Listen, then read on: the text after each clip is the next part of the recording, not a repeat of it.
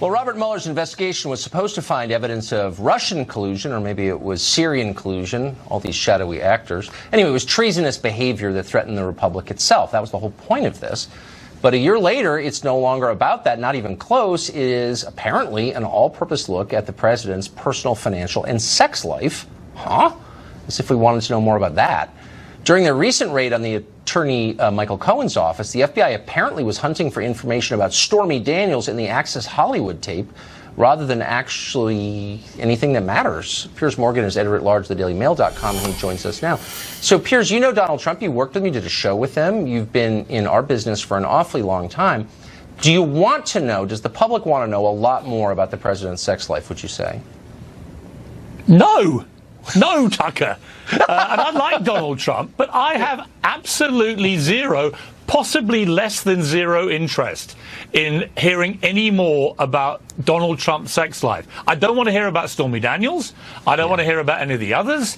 I've known Donald Trump a long time, and I've always taken him to be a man who's been married 3 times and has regularly boasted for 5 decades of his love of women, and he's been in the gossip columns for the entire period of 5 decades with thousands of women. The idea that somehow it's shocking or relevant to anything involving his presidency that Donald Trump is a ladies' man, I think is ridiculous. What I think you're seeing here, Tucker, and the analogy I'd use is this. I have a brother who's a British Army colonel.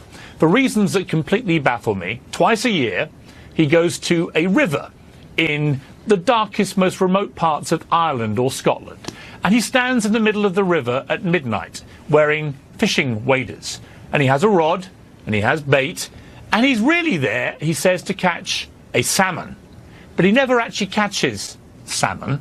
He catches bits of wood that smash him in the back of the head for the next 5 hours of his midnight fishing trip, or he catches little tiny minnows or little bits and pieces that float down the river. I've been there. Here's the point. Isn't this really what we're seeing here?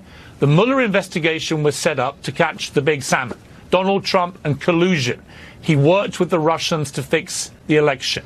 If that was true, incredibly serious, and would almost certainly lead to the end of his presidency. To date, we have seen no evidence at all that I've seen, any clear, cogent evidence that he colluded with Russia to fix any election. So what we're now seeing, as it reaches its thrilling denouement, is a segue away from collusion and Russia into his sex life, into his lawyers' activities, who knows what they are.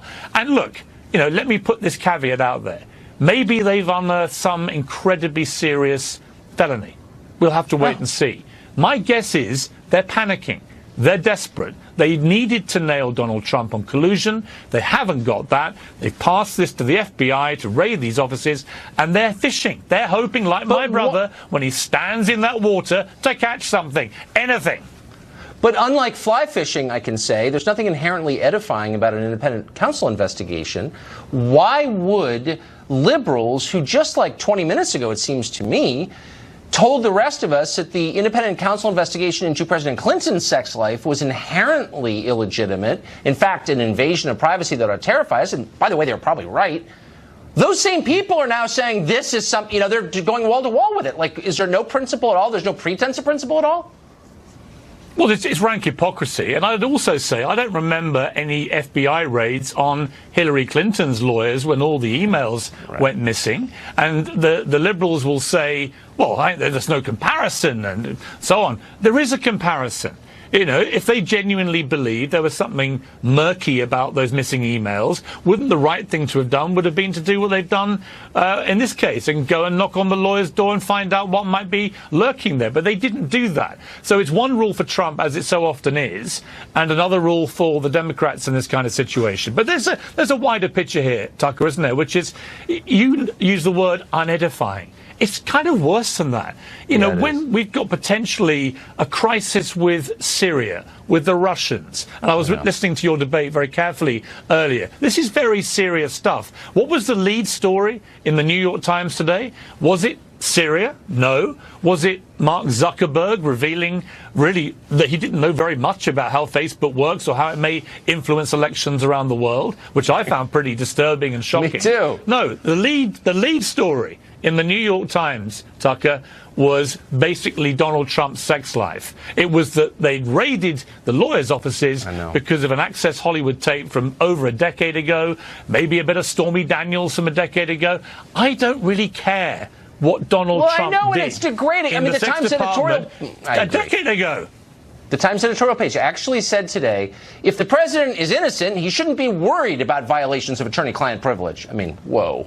Anyway, Piers, thank you. Great to see you. And say hi to your brother for me. I support fly fishing. Good to see you.